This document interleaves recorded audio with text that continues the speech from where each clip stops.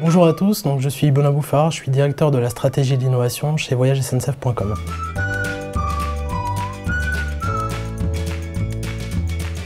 Le mobile aujourd'hui est clé dans notre stratégie, dans les usages de nos clients, dans leurs attentes.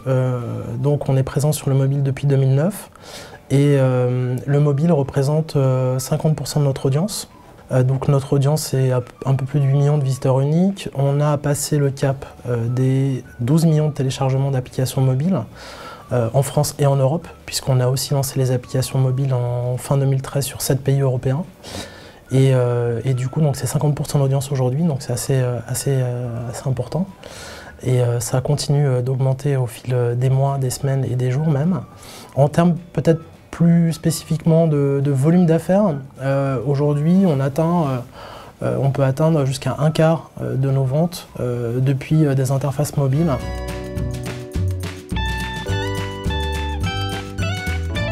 Donc, sur le mobile aujourd'hui, on retrouve l'ensemble des contenus qui permettent d'effectuer une réservation. Ça reste aujourd'hui le cœur de nos applications mobiles, permettre à nos clients de réserver facilement, simplement et rapidement aussi leurs services, donc que ce soit des billets de train, du bus.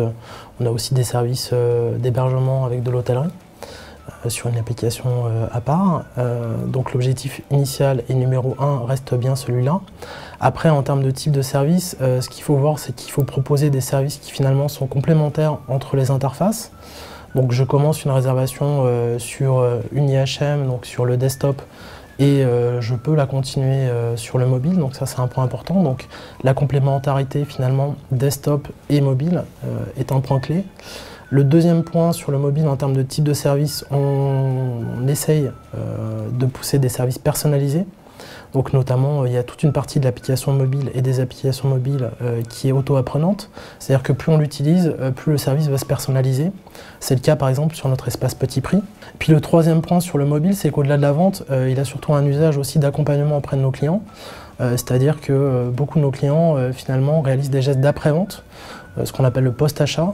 Donc soit des gestes effectivement autour du post-achat qui vont être de l'après-vente, échange de billets, annulation de billets, soit des gestes autour de l'information et du serviciel.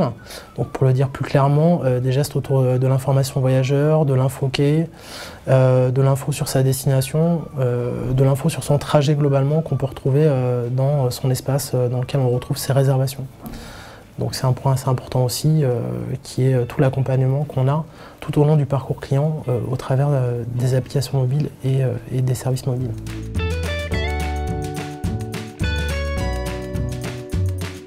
Donc parmi les nouveautés en termes de contenu, il y a bien entendu notre positionnement sur les watches, donc depuis novembre 2014 et puis, sur Android et avril 2015 sur iOS. Ce qui est intéressant dans les watches finalement, c'est que l'usage est assez différent.